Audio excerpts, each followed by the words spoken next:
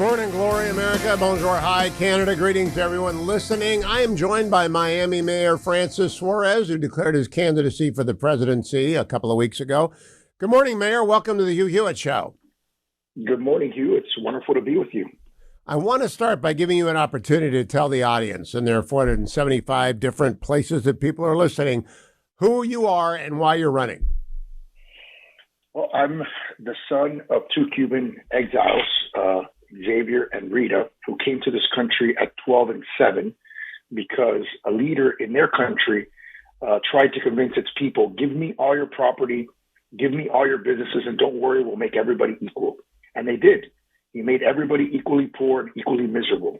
And so my parents came to this country, like many others, seeking opportunity. And I'm the oldest of their 4 children. I was born in this country, raised in this country, educated in this country. I'm the first Miami-born mayor, and I was also the president of the U.S. Conference of Mayors.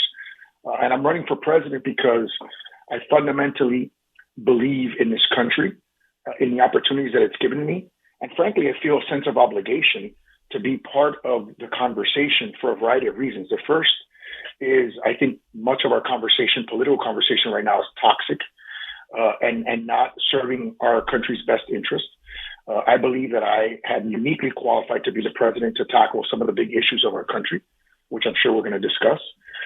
And I believe that I'm someone who has a unique ability to grow the party in a way that will not only win the 2024 presidential election, but could win a generation of elections. Now, Mayor, this audience divides roughly by thirds, a third into only Trump, a third into never Trump, and a third in I just want to win. What do you say to the only Trump people? Why are you running when he's 30 points ahead? I would say to the only Trump people that I understand your frustration. I understand your anger. I understand the fact that the sort of mainstream media and the elites have completely ignored a large segment of our country. And I want to take that energy and I want to channel it into a positive vision for the future of our country. For me, what I'm focused on is creating generational prosperity. It's what I've done in my city. We're number one in the nation in wage growth. We're number one in tech job growth. We have the lowest unemployment in America. And that produces other positive factors. Like we have the lowest homicide rate last year per capita since 1964. This year, we're 40% below that number. And we've reduced homelessness in our city by 90%. We want to be the first major urban city to get to zero. Those are important issues because those are the everyday issues that affect Americans living across the cities of our country. 85% of the population of America lives in American towns and cities. 91% of the GDP produced by our country is produced by people who live in American towns and cities.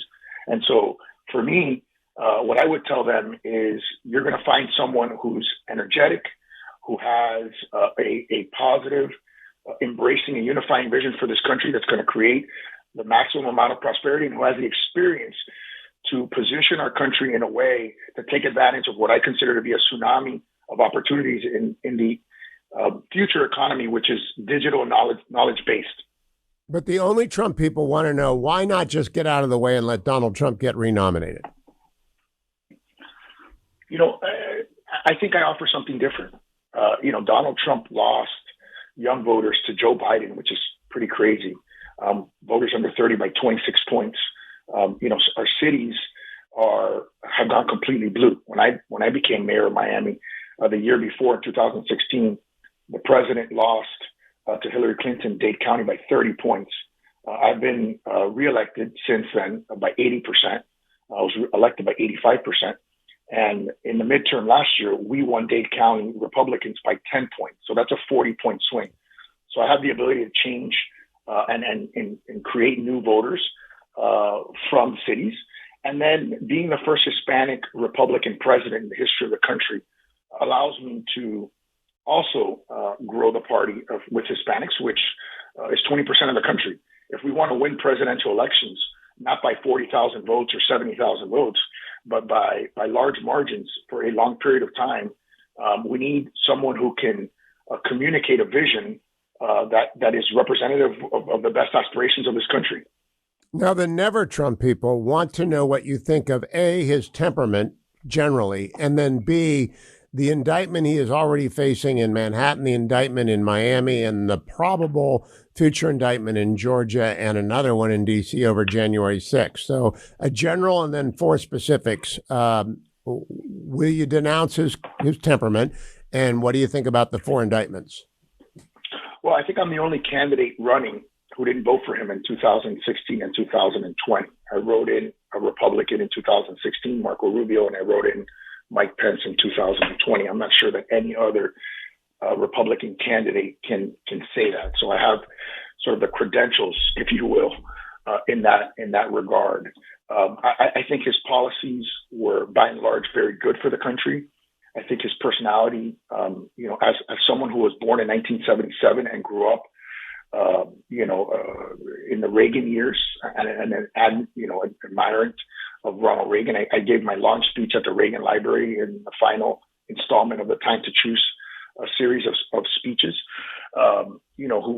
Reagan was a president who not only was a great communicator and someone that we could admire, but he always focused on what he was for instead of what he was against, which I think is another differentiator as well.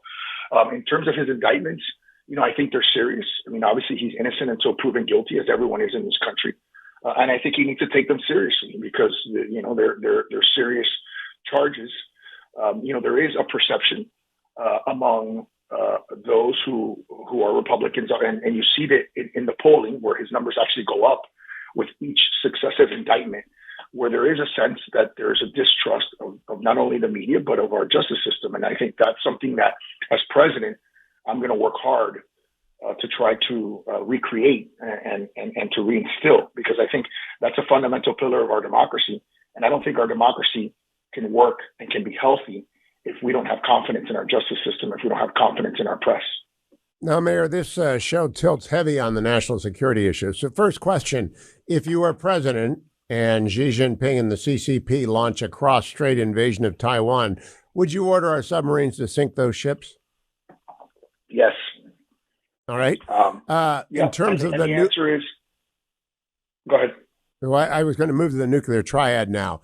Sure, and go ahead. How do you weight the nuclear triad? What is the most important aspect of it? What would you fund first and modernize first? Yeah, obviously that's the ability to deploy nuclear weapons from sea, air, and land.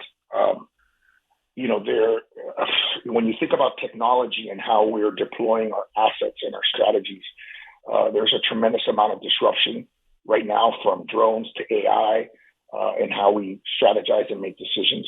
Obviously, having ballistic submarines is incredibly important because they're also nuclear powered, as our aircraft carriers, and so they can go on and on and on. China's, I think, building a nuclear carrier, aircraft carrier at an alarming rate, and trying to overtake us in terms of their navy. So that is a massive concern. And I think one of the things that's distinguished us as a country, and obviously one of the faults for the Soviet Union, was SDI. Our ability to have a strategic defense initiative and system. They call it Star Wars, right? The ability to shoot out nuclear weapons in the sky. So I think it's not just about our offensive capabilities. I think it has to do with our defensive capabilities. I would like to have a fourth year instead of a triad. We should have the ability to launch from space. I mean, there's a massive amount of investment in space. I think you have 1,000 companies that are investing in space. It's become a theater for private investment. Back when I was younger, space was dominated by the governments. Now it's dominated by the private sector. And I think we have to look at the ability to deploy from space and to also have defensive capabilities with lasers and a variety of other technologies that'll give us, there's obviously a lot of encouraging signs that we see with Israel's missile defense system, with Ukraine's use of the Patriots, Saudi's use of the Patriots, against Yemen and Iran through Hezbollah. I mean, there's a lot of good there, but I think we have to continue to invest and be the technological winner of our defense systems and our offensive capabilities. When we come back from break, we'll continue talking national security with Miami Mayor Francis Suarez. He is running. What's your website, Mayor? Thank you, Hugh. It's www.francissuarez.com. And I would just ask anyone who wants to hear more of me, give me $1. I want to get on the debate stage on August 23rd. Every single state that I visited in this country, the more they get to know me, the more they like me, and the more they want to know more. And I think the truth, the same cannot be said for all the other candidates in my field. I'll be right back with more of Francis Suarez on Campaign 2024. Go nowhere, America. I'm Hugh Hewitt. Welcome back, America. Hugh Hewitt in Studio North talking to Miami Mayor Francis Suarez, who is running for president. Mr. Mayor, a couple more questions on national security. Shoot. What did you make of Secretary Blinken's trip to China last week? I think it was disgraceful. I think, what our country is doing under the current president is projecting weakness, beginning with the disastrous withdrawal from Afghanistan, which I think is part of the impetus for Putin making his calculation to invade Ukraine. I think if you are Xi Jinping or Vladimir Putin and you're getting older and you have opportunities or windows to fulfill your territorial ambitions, it doesn't get any better than having a president like Joe Biden. I think, Blinken and the administration is Obama's B team. And they're intellectuals and academics who have very little, if any, practical understanding of the real world. I can tell you that they have no coherent strategy for our own hemisphere, which is going increasingly socialist and left. When you consider the fact that the traditional leftist regimes were Cuba, Venezuela, and Nicaragua, now you have a leftist government in Mexico, Brazil, Colombia, Argentina, Peru, Bolivia. That creates a tremendous amount of poverty in our region and creates more immigration pressure on the U.S. We have no coherent strategy to deal with that. We need to depower China of the $1 trillion of annual wealth that we give them in the form of our trade deficit and the stealing of our IP.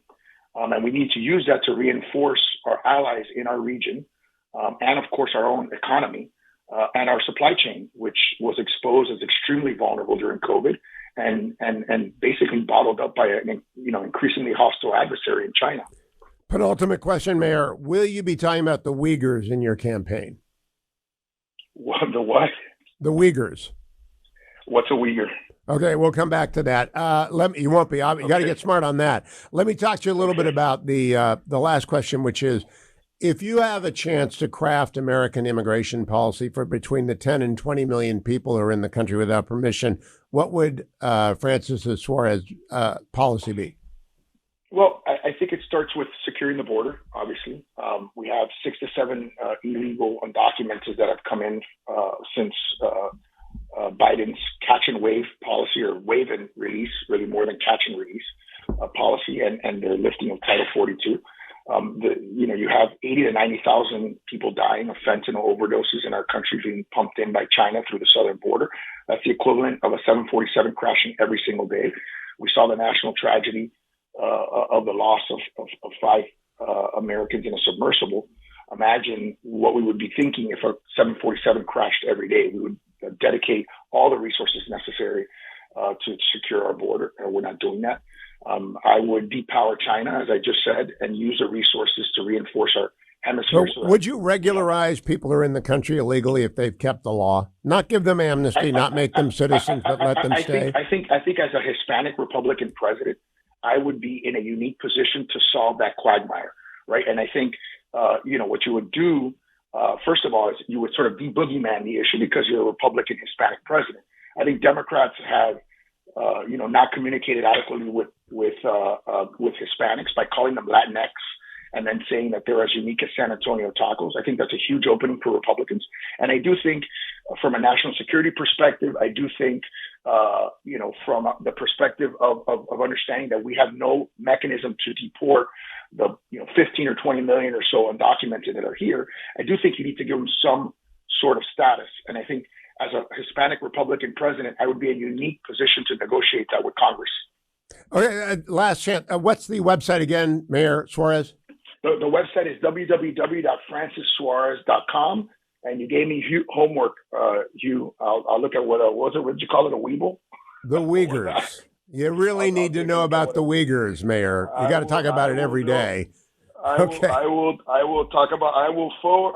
search Uyghurs. I'm a good learner. I'm a fast learner. All right. Thank you, Mayor. Keep coming back. I appreciate the time this morning. Have a good one. Back with you. Thank you. Bye-bye. Welcome back, America. I'm Hugh Hewitt. Jim Banks is a congressman from Indiana. He's going to be the next senator from Indiana. He's a friend of mine. And welcome back, Congressman Banks. How goes the campaign for Senate? Hey, Hugh. Great to be with you. All is well in Indiana. We're off to a great start. Long ways to go. But the last time we spoke was the day that I kicked the campaign off in mid-January. And since then, we've built strong support from each corner of the state, doing everything we can to clear the Republican primary field, and we're off to a good start to do it.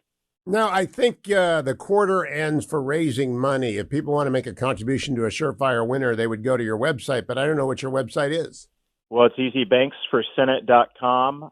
We appreciate all the help that we've received from Republicans around the country. Steve Daines and the NRSC, they've endorsed me. The Club for Growth has endorsed me, but more important than that, I think I have half of the Republicans in the State House, half of the Republicans, county chairmen and chairwomen around the state of Indiana who are supporting me, Hugh. And I think what we're trying to do in Indiana is it's the model for Republicans around the country. Bring all sides of the party together. Bring the Trump supporters together with the Reagan wing of the party, and that's what we've been so successful in doing in Indiana. That's how we're going to win back the Senate Republican majority, is with candidates who can do that, and we're off to a good start doing that in Indiana.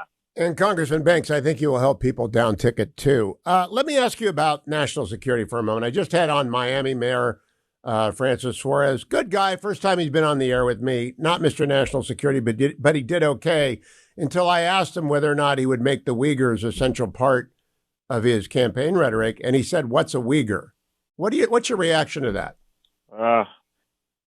He needs to meet Mike Gallagher, come and sit through some of our long select committee on the Chinese Communist Party hearings, and he'll learn quickly about the Uyghurs and their plight in China, and how corporate America is entangled in these business interests that rely on the slave labor of the Uyghur people. It's so fundamental to this whole conversation about how we hold the Chinese Communist Party accountable for their bad deeds, not just around the world, what they're trying to do to America, but what they do to their own people, the human rights abuses of their own people.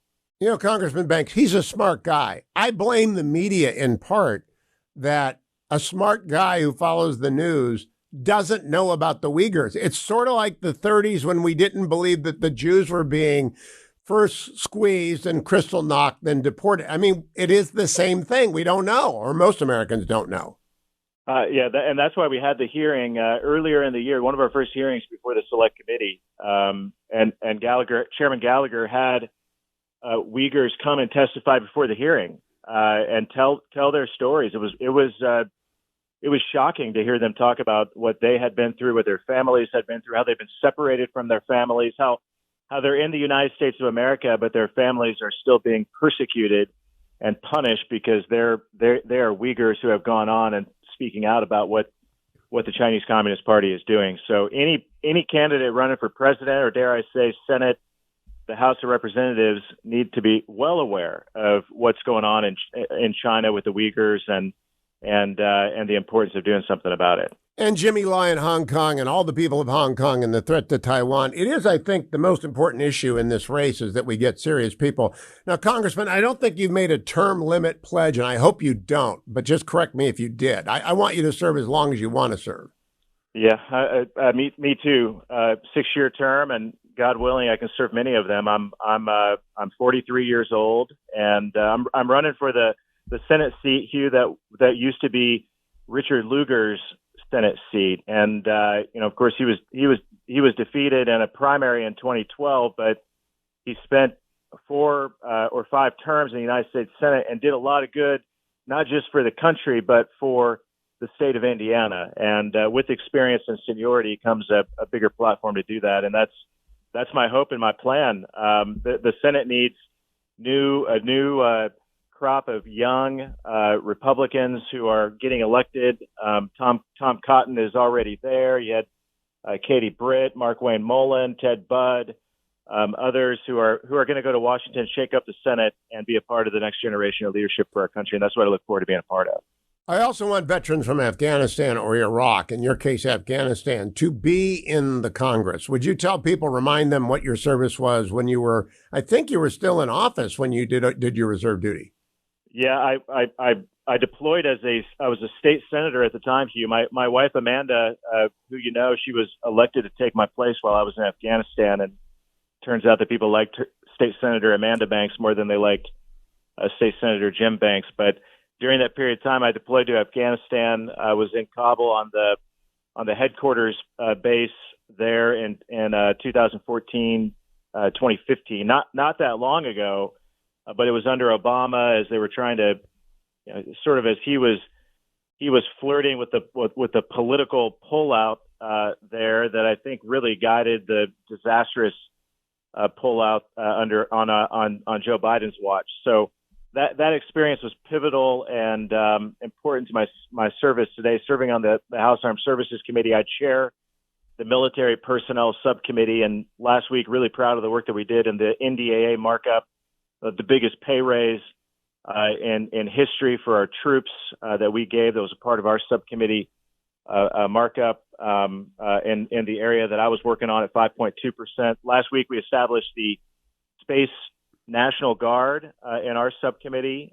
Very proud of that. Did a number of other things to support military families and our troops. Also, that experience that I had in uniform, to your point, Hugh, that guided the passion that I have for making sure that we take back the military from those who want to politicize it. And last week we had a very strong NDAA markup where we did many things like slashing the DEI bureaucracy at the Pentagon and capping the pay of anyone who serves in one of those political roles. We ended the radical electric vehicle mandate on military vehicles, which is unbelievable. This administration has pushed things like that. We stopped drag shows on military bases and ended a lot of other woke bureaucratic programs on Biden's watch that need to stop in our military so that we can project strength rather than weakness. Now, Congressman, I don't like to shoot inside the tent, but I am not very happy with Senator Tuberville for putting a hold on all the promotions of general officers. There are more than 600 general officers in the United States military. We need maybe a few less, maybe a few more. I don't know. But these are career people. They've devoted their entire lives to the service of the United States. If you get a chance, will you take them aside and maybe explain this is just so unjust to the families? Well, we can't hold up our military and our heroes from doing their job, and we're going to have a debate on the House floor. We went through the NDAA markup, but the abortion debate, which I'm unapologetically pro-life, is very important to me.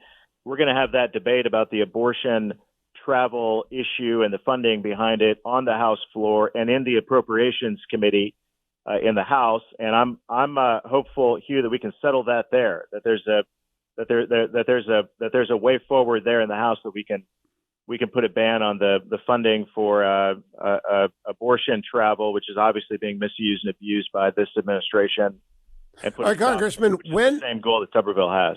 Yeah, a different method. And I just hope you talk to him. When is the primary in Indiana, Congressman? It's not till next May. And here in a couple of weeks, we're going to kick off the petition process. We have to get my name on the ballot. So go collect the signatures. That doesn't start until July 15th. And that process will run through the end of the year. But the primary isn't until next May. We've got a long ways to go. We're not taking anything for granted, but certainly off to a great start. I think you're going to be a 60% plus winner. I'm just wondering, is any Democrat willing to be a sacrificial lamb? Has anyone put up their head and say, sure, play whack-a-mole with me, Jim Banks? There's a few names floating around. Nobody has officially filed, but not taking that for granted. Really focused on the primary. I mean, Indiana is as Republican as it's ever been in my lifetime, and so our sights are focused on the May primary. I expect the Democrats to recruit somebody, but Joe Donnelly, who had this seat 6 years ago, is the ambassador in the Vatican. He's already announced he's not running. Other big Indiana Democrat names have said they're not running either. They see the writing on the wall. So the more that we can do to keep Indiana a safe Republican seat, the more resources we can spend to win back Montana, West Virginia, Ohio, other states that it's going to take to win back the Republican majority, and Indiana's going to play a big role in that. Now, Congressman Banks, this is real inside baseball, but my audience likes it. There are a couple of media markets that cross the Ohio line, and obviously someone's going to be running against Sherrod Brown, and we need them to win, whether it's Matt Dolan or Bernie Moreno or somebody else. We need the Buckeye to win. Is there any way to team up on that multimedia or the multi-state media outlets? Yeah, there really is. I've seen it done successfully many times. I live in the Fort Wayne media market, which broadcasts into Van Wert and northwest Ohio corner. You all the way down the state line, even into it goes both ways. Cincinnati media market broadcasts into communities in Indiana, like along the Ohio River. So there are ways to do that, and it's a great point. I mean, my campaign will reach out to whoever wins that primary. I've been in touch with all the candidates over there.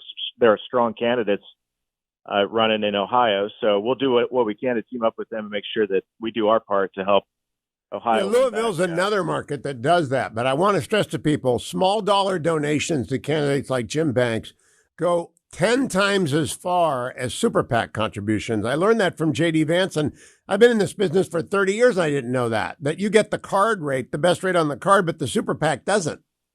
Yeah, that's right. So every $5, $10, $25 donation directly to our campaign goes a lot further than it does to a Super PAC, and we appreciate that support. Banksforsenate.com. Now, the last question. Amanda Banks is quite a wonderful person. I got to sit next to her at a dinner when you were chairing the Republican Study Committee. How's she feel about this? It's like, does she want you to win so she can take a break from campaigning, or does she like the retail politics of a House district? The 6-year term is very attractive to a political spouse. So we're looking forward to that. We consider it an incredible honor already to serve in the House. We do it as a family. We have 3 daughters, 13, 11, and 10 years old, and we serve as a family. And we didn't expect this. Mike Braun is giving up the seat after one term to run for governor of Indiana, and we didn't expect that. So when he announced that he was running for governor, it was an easy decision for us to step up and run for the Senate. I'm very glad you did. Banksforsenate.com. Do I have that right? You got it. Thank you, Hugh. Banksforsenate.com. Keep coming back, Senator to be Jim Banks. I'm Hugh Hewitt. Byron York is with the Fox News as a contributor in the D.C. Examiner, where he writes every morning. Good morning, Byron. How are you? Good morning, Hugh. Doing well. Thank you. I want to read 2 things for the audience. The first is the 28 CFR, Code of Federal Regulations, Section 600.1, grounds for appointing a special counsel. The Attorney General, or in cases in which the AG is accused, the acting Attorney General, will appoint a special counsel when he or she determines that criminal investigation of a person or matter is warranted, and A, the investigation or prosecution of that person or matter by a United States Attorney's Office or litigating division of the Department of Justice would present a conflict of interest for the department or other extraordinary circumstances, and B, that under the circumstances, it would be in the public interest to appoint an outside special counsel to assume responsibility for the matter. I also have here the Devlin Barrett, Jacqueline Almany, and Perry Stein article from the Washington Post last week, the key paragraph of which, some of Shapley's, at the IRS whistleblowers, most eyebrow-raising allegations center on a meeting on October 7th, 2022. That meeting is astonishing, Byron. What do you think? Time for a special counsel on this? Well, there are a couple of things. A special counsel to investigate the investigation, a special counsel to investigate the actual facts of the Hunter Biden matter. The former. Okay. Did someone interfere with Weiss? Has been investigated and charged here. Republicans say it's a sweetheart deal. I think they're correct about that. But he has been investigated and charged. Now, on the Shapley thing, it's really interesting because he says there was this big meeting, and there's no doubt that there was this big meeting on October the 7th, 2022. And that David Weiss, the U.S. Attorney in Delaware, which everyone points out is the Trump-appointed U.S. Attorney in Delaware, said that he wanted to indict or investigate Hunter Biden in the District of Columbia but that the U.S. Attorney in the District of Columbia said no. Shepley also believes something similar happened in California. These are where, if you look at the Hunter Biden case, he seems to have committed real tax evasion crimes in Washington, D.C. and in California. And Weiss said that he was turned down, and that he wanted, because he had been turned down by the U.S. attorneys, he wanted special counsel status. He wanted to be like Jack Smith or John Durham, have special counsel status to do anything he wants, anywhere he wants, and that he was turned down for this. So I wrote an article about it. A lot of people wrote about it, and a number of the responses that came were, "That's crazy. That's ridiculous. There's no way an IRS agent would know the inner workings of the Justice Department. There's no way this happened at this meeting. There's no way that David Weiss says this." Well, what happened after that is that Shapley and his advisors, his lawyer, came out with a statement with 5 witnesses by name who said these people were at the meeting and they say they heard the same thing. So it's really a pretty strong case. And that was when this statement was released, that's when Kevin McCarthy said, look, we have to have an investigation into this. David Weiss has to answer these questions before the House in person. And now there's talk about a special counsel. Now, the thing I want to point out about David Weiss, he's a careerist. He was originally in the U.S. Attorney's Office. Then he went into private practice for a few years in Delaware. He returned to Delaware's U.S. Attorney's Office in 2007. And in 2018, he was nominated by President Trump. The key here is if you're nominating a U.S. attorney for a state with 2 senators who are Democrats, they cooperate in finding a neutral person. So I think he's neutral. I don't think he's a partisan Republican or Democrat, but I don't think he's persuasive on this. And the special counsel here is not about Hunter Biden.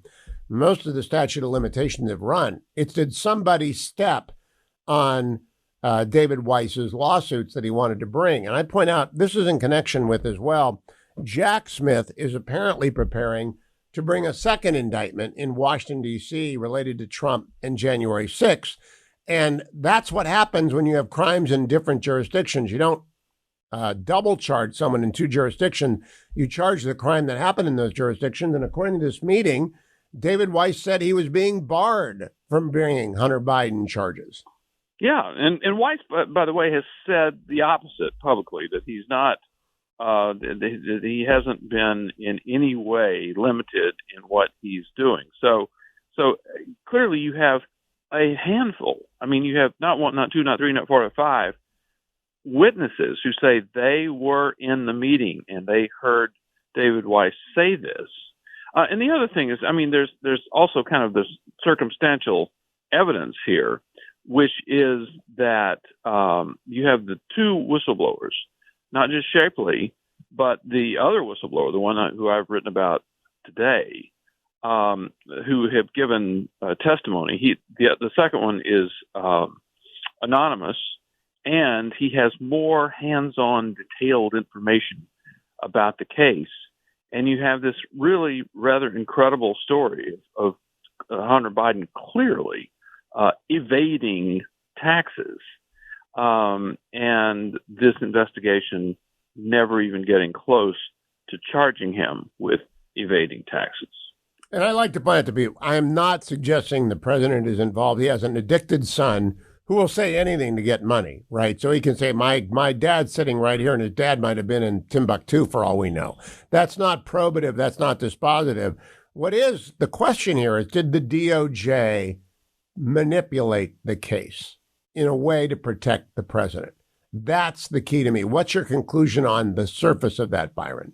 Well, first of all, I'll disagree with one thing. If you read the testimony of whistleblower number 2, again, the lead case agent in the IRS investigation, the person who would have testified against Hunter Biden if this had gone to trial, he says, look, Hunter Biden did questionable and or illegal things with his taxes when he was on drugs, and he did it when he was not on drugs. This is something actually he'd kind of played fast and loose with his taxes going back to 2002, 3, 4, and 5. And in 2014, with the whole Burisma thing, which was, according to this whistleblower, a big tax scam. The quick version being Ukraine gives Hunter Biden $1 million. Hunter Biden gives the money to a Chinese company with his associate, run by his associate, and then the Chinese company, quote, loans Hunter the money. That's how he gets the money, uses it, and never pays taxes on it. That's before the cocaine period. So they would say that, look, this is, of course, Hunter Biden exercised terrible judgment when he was a crack addict, but a lot of this stuff happened when he was before he was a crack addict. Huh. Exactly. I wasn't aware of that, so I got to read the Byron York thing. I am, though, fairly familiar with the special counsel regulation. They kick in when there's an appearance problem. I think there's an appearance problem here, Byron. The ordinary reasonable person would say this stinks. Am I wrong? Well, yes, but I mean the Exhibit A for the appearance problem is the indictment on, or the plea bargain for a couple of misdemeanors here. I mean, before that, when we had no idea, no way of knowing whether the investigation into Hunter Biden was serious or not serious. So the case for the special counsel is two things. It's one, the slap on the wrist plea agreement, and two, it's the testimony of not one, not two, but many responsible IRS officials saying that the U.S. attorney involved basically told them that his hands were tied in this matter. Now, Byron, I want to switch over to the Republicans while I have time. After the bozo indictment in Manhattan, former President Trump's numbers went up. After the indictment by Jack Smith in Florida, they went up a little bit more. Is there a point at which there's a straw that breaks the poll numbers back? For example, a second indictment by Jack Smith in D.C. or a Georgia indictment, or do they all make Trump stronger? Well, we would have been, after the Manhattan indictment, we would have been having the conversation that, is there a point when Jack Smith indicts him? That's when things change. The morning the indictment happened, Trump's lead in the Real Clear Politics average of polls was 30.3%. Now, I think 18 days later, his lead is 30.6%. So it's the same. Would a second, looking at this, you think, a couple more indictments and maybe the Republican Party will choose Trump by acclamation to be their nominee. I don't know. I mean, it doesn't seem to be having any effect. And I think a lot of us are not actually shocked by this because you saw after the first indictment in Manhattan, which I think a lot of us thought was just a BS political indictment. But what happened was Trump supporters digested that, put that indictment in the category of unfair treatment that they believe Trump has received over the years. And I think they're right about that. Basically, the Russia investigation. So one of the values to Trump to talking a lot about the Russia hoax is that it gets voters to place any new indictment into that context. Oh, here's another one. It's just another one. So they really don't grapple with whatever the facts of the indictment are because they basically dismiss it out of hand. Now, Judge Cannon has resisted demands that she recuse herself. And yesterday, Chris Christie said that's absurd. She got the wheel. She drew the case. She'll handle the case. But she set a trial date for August. And I've been having a running debate with Rusty Ricardo, my man on the ground in Miami, and he does not believe that this will take a long time to try or a long time to get started. I think it's a 2025 case. What do your sources tell you, Byron? We don't know. I mean, it's very, first of all, the judge has come up with an unworkably optimistic schedule here. I just think there's no doubt about that. But could it be done slower than the judge is saying, but still faster than your prediction to the 2025 story? It indeed could. But we've all seen judicial proceedings bogged down, and this one does involve a lot of special things like making sure the defense counsel can see classified information and all that kind of stuff. So it's definitely going to take longer than the judges say. And I think it's going to happen in the middle of the debates at the earliest. And if it doesn't happen, then it will happen in the middle of the primaries. I think Merrick Garland has really just stepped in it this time, and Jack Smith as well. Byron York on Twitter, at the D.C. Examiner on Fox News. Thank you, Byron. Coming right back with David Drucker. Stay tuned, America. Welcome back, America. David Drucker joins me with the Dispatch, senior political correspondent. Good morning, David. How are you? Good morning, Hugh. I'm good. Thank you. What do you make of the Donald Trump tape that has been leaked, I assume by the prosecution, but maybe not? I don't think it's the blockbuster that people think it is, but what do you think? Well, look, I mean, I think all of the evidence taken together puts together a picture of something that allegedly did happen, which is so much more than what we got from so many of the other investigations into Trump during his presidency.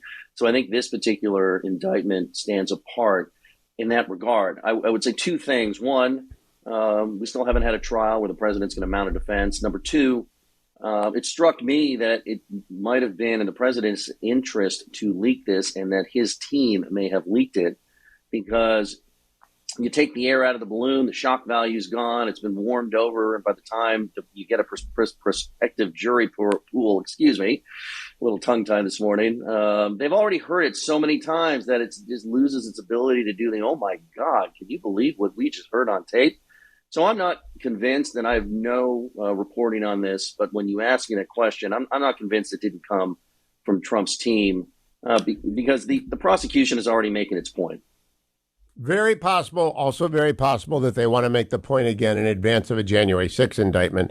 I just listened to it for the first time this morning, just so I would get fresh shock value before. And I thought to myself, if they introduce that to diffuse a defense that I declassified documents, it doesn't work. It will be made mincemeat of. David, what do you think is going on in the Republican race right now? Is that a fake number that Trump 30 points ahead, or is it a real number? I don't think it's a fake number. I just think it's a slightly irrelevant number. It's not as relevant as people say it is or believe it is.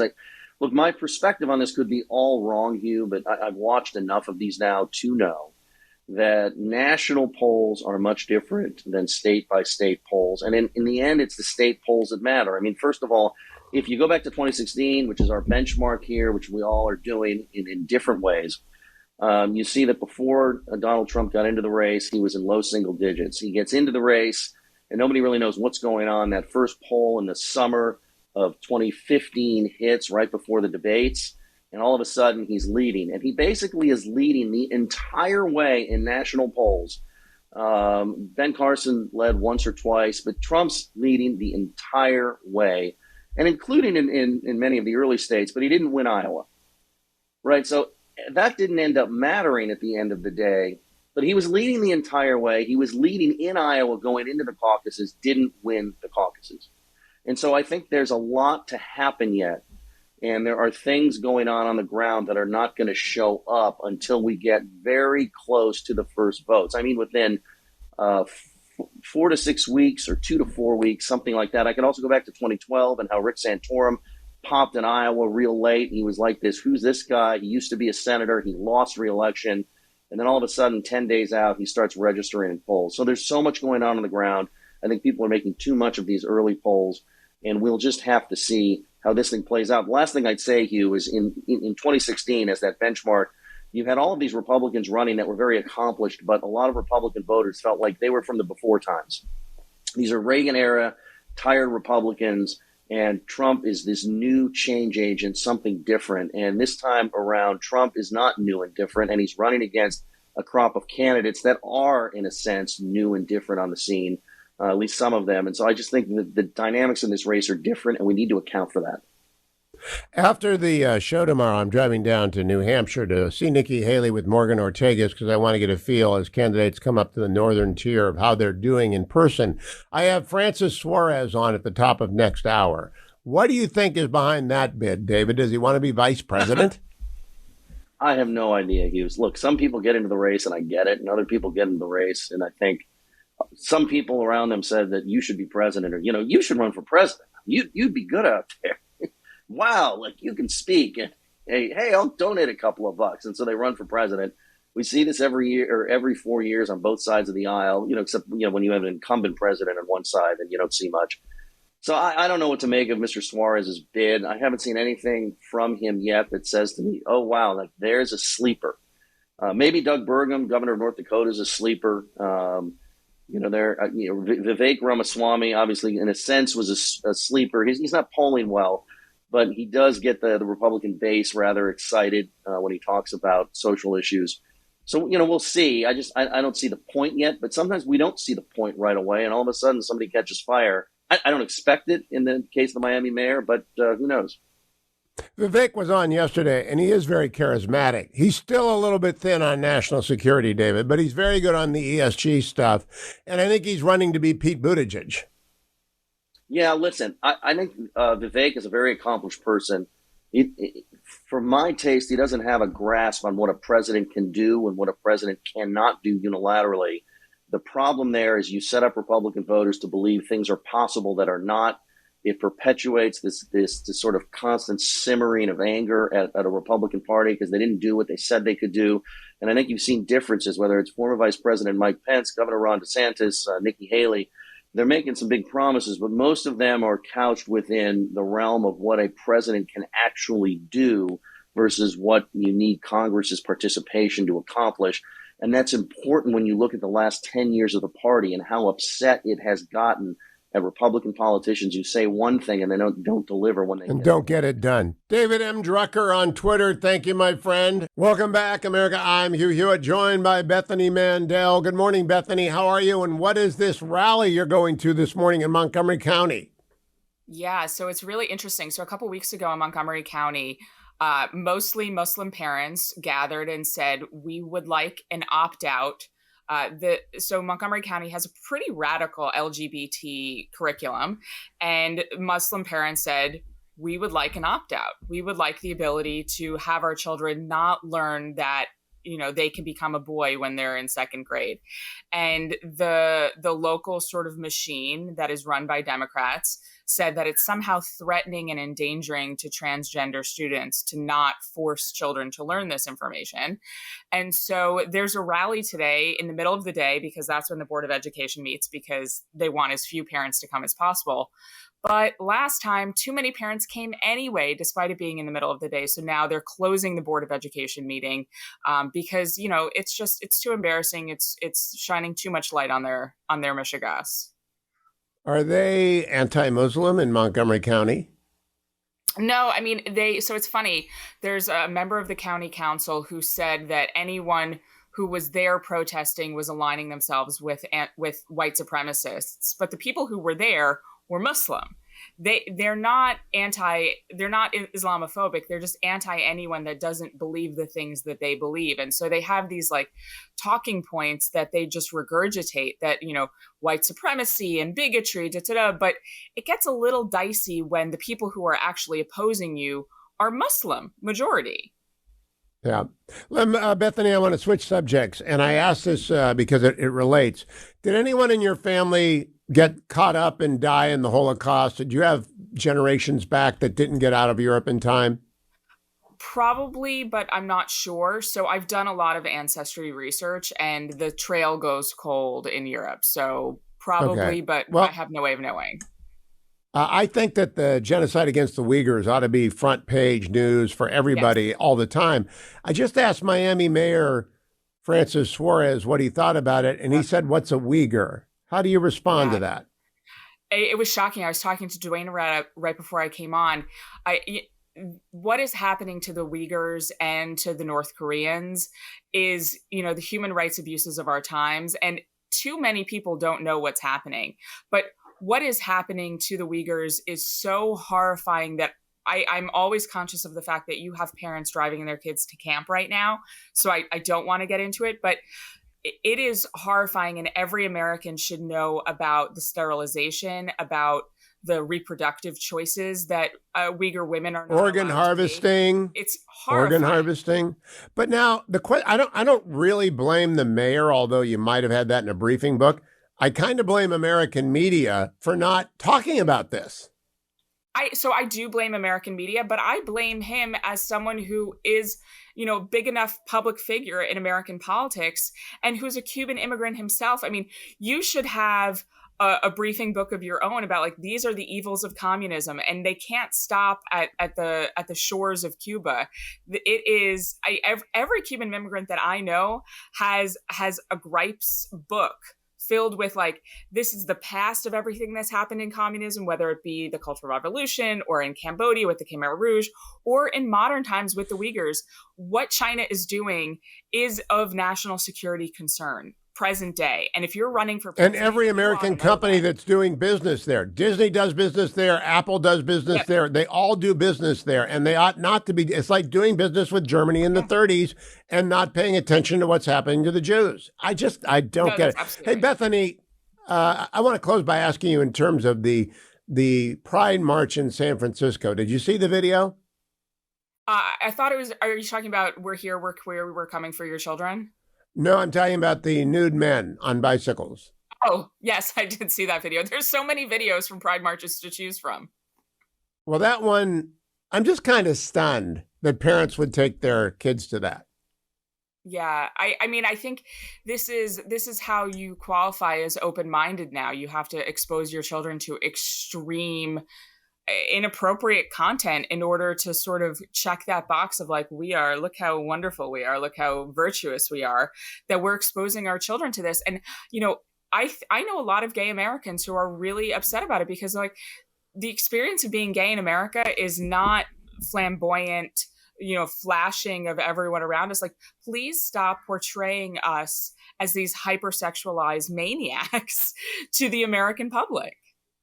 Yeah, I don't believe that it's a supermajority issue like Bud Light. I think it's a 90-10 issue, but American politicians are afraid to say, this is fine. We believe in LGBTQ rights. We do not believe in sexualizing children. Yeah. And that should be understood. I mean, circling back to Montgomery County for a second, the fact that the county and the school district is so intent on exposing children to sexuality and not giving parents any say is kind of a red flag. You should not have adults that dead set on talking about sexuality with children that are not their own. That's troubling. I agree. Bethany Mandel, always good to talk to you. Thank you. Coming back next hour, Rachel Hoff, Director of Policy at the Reagan Institute, joins me. They just did their summer poll on what Americans think about national security issues. I love this. Plus, Morgan Ortagus joins me. We're going to be talking about an event in New Hampshire that she's putting on tomorrow that I'm going to drive down to because I want to see a real live New Hampshire retail event.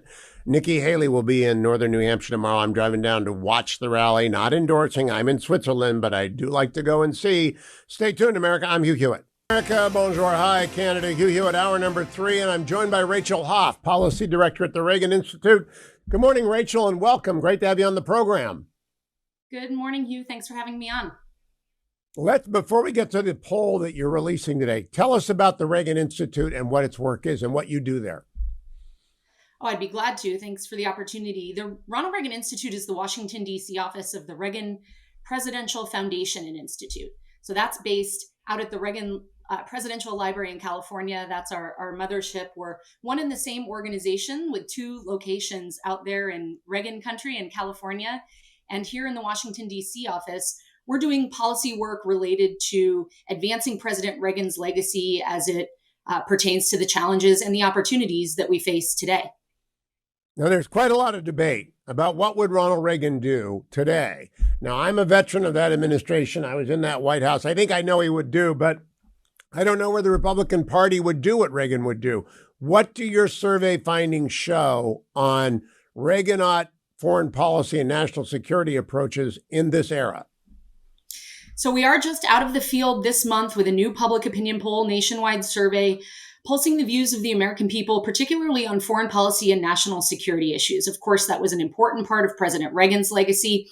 And the good news, Hugh, especially for Reagan alums and for Reagan fans, is that his legacy, particularly around issues of the principle of peace through strength, that American military power advances not only our own interests, but is better for for the world, better for global peace and prosperity, and prosperity here at home as well. That principle is alive and well among the American people, and certainly they have a strong connection to President Reagan's legacy. We'll walk through each of these. I want to start with Ukraine. What do the American people think? And also break down how many people you polled and how you did the polling. Sure. So the poll was conducted by a bipartisan pair of polling firms, Beacon Research and Shaw and Company. They surveyed just around 1,250 U.S. adults earlier this month, combination of telephone poll and online survey, very typical of nationwide public opinion polls these days. Particularly on Ukraine, the survey found that 3/4 of the American people believe that it's important to the United States that Ukraine prevail in this war. A strong majority also supports sending U.S. aid to Ukraine. That number is right around 60%. And it is a majority of both Republicans and Democrats that support sending aid to Ukraine, and even larger majorities that believe it's in our interest that Ukraine prevails in the war against Russian aggression. Do more Democrats or more Republicans support sending more aid to Ukraine? More Democrats. The Republican numbers are a slim majority. There are around 40% of Republicans that oppose sending aid to Ukraine, and 50% that support.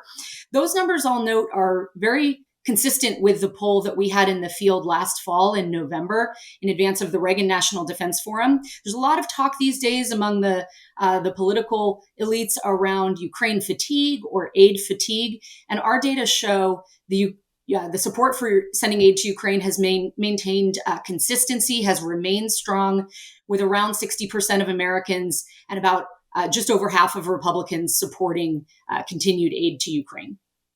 Now, when former President Reagan ran the second time, the Bear in the Woods ad was, maybe that was the first time, I can't remember. The Bear in the Woods ad was only played once, but people remembered it. Now there's a dragon in the sky. Do your findings show that people are aware of China and the threat that it poses?